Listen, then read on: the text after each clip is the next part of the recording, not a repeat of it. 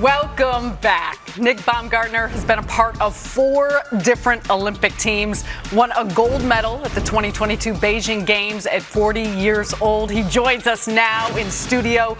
Nick, welcome to We Need to Talk. I should say 40 years young. Exactly.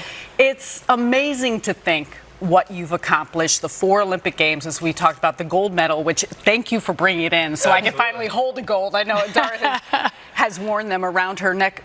What did those experiences do in terms of changing who you were? I think just representing the United States and walking out into opening ceremonies for the first time will completely change you. I'm more emotional in everything that I do. I go to kids' sporting events and maybe an 8-year-old makes a basket and everyone's cheering and I start crying. And it's just what happens when you get that opportunity to represent not only the country but my family, my community back home in the Upper Peninsula. And just it's wild, and who would have thought that my journey, I could have never scripted it like this, even if I tried, but it makes for such a better story knowing that there was so much struggle along the way, and to win it at 40. Yeah, wow. You know, 4 Olympic Games, you're training for the next one. You know, I had a great question that was asked of me of my colleague Andrea Kramer after my last medal in 2008.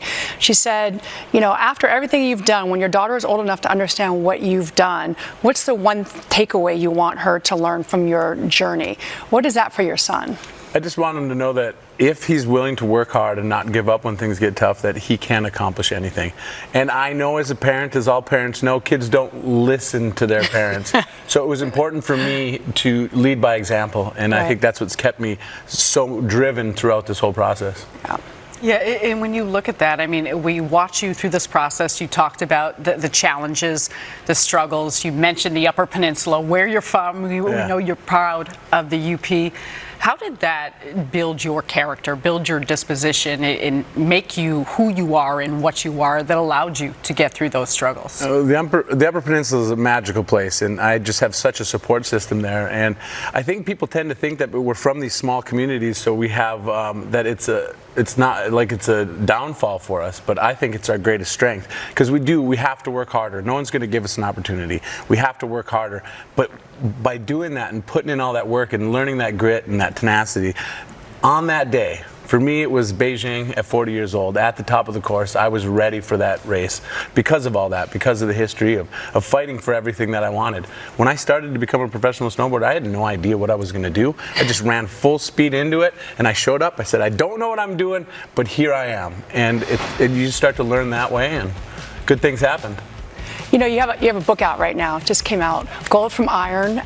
You know, you really put your life out there for everyone to see, like all the trials and tribulations you've been through. How hard was it, and what motivated you to write this book? Again, it's to try to use my story for something bigger, to show all the kids back in the Upper Peninsula that it is possible if you just keep dreaming and you keep working for it. And I just don't want them to think that they don't have a chance to go somewhere and to do something. And that's why we wrote the book, to hopefully help that. But my hopes is, I mean, there's small communities all over this country, and I hope we can get this in the hands of people, and they can see that it's not going to be easy, but you can't quit.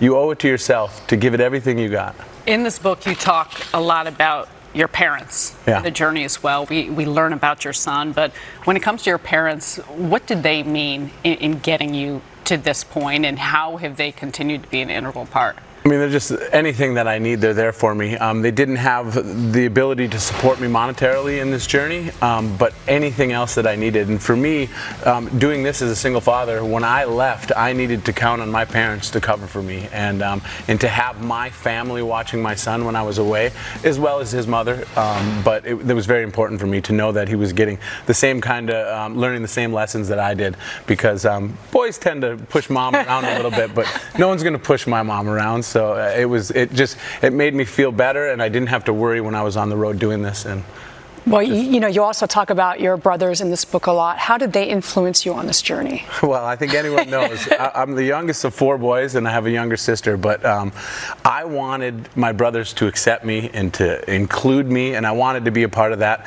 and I followed them into every sport that they could.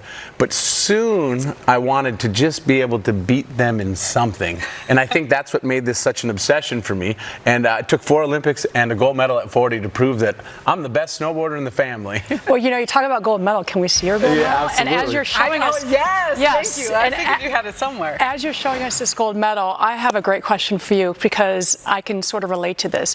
You're now 42 years old. You're training for 2026. So let's see, 2026 for another 2 years, so you'll be 44.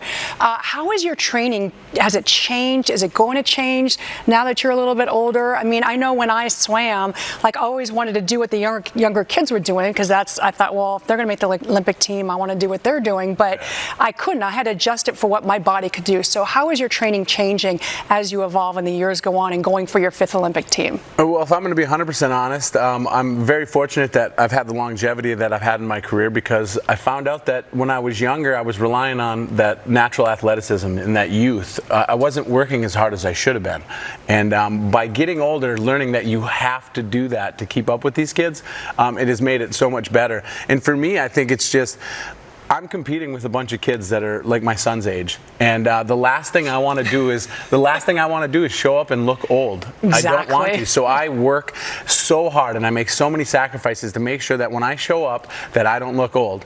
And for them, it does almost the same thing. The last thing they want to do is lose to someone their parents' age. So it pushes them. So I think it's important to have a guy like me on a team like this for the experience and for that pushing each other to different levels. Take me up. What is it like right before a race for you? Like, what's going through your mind?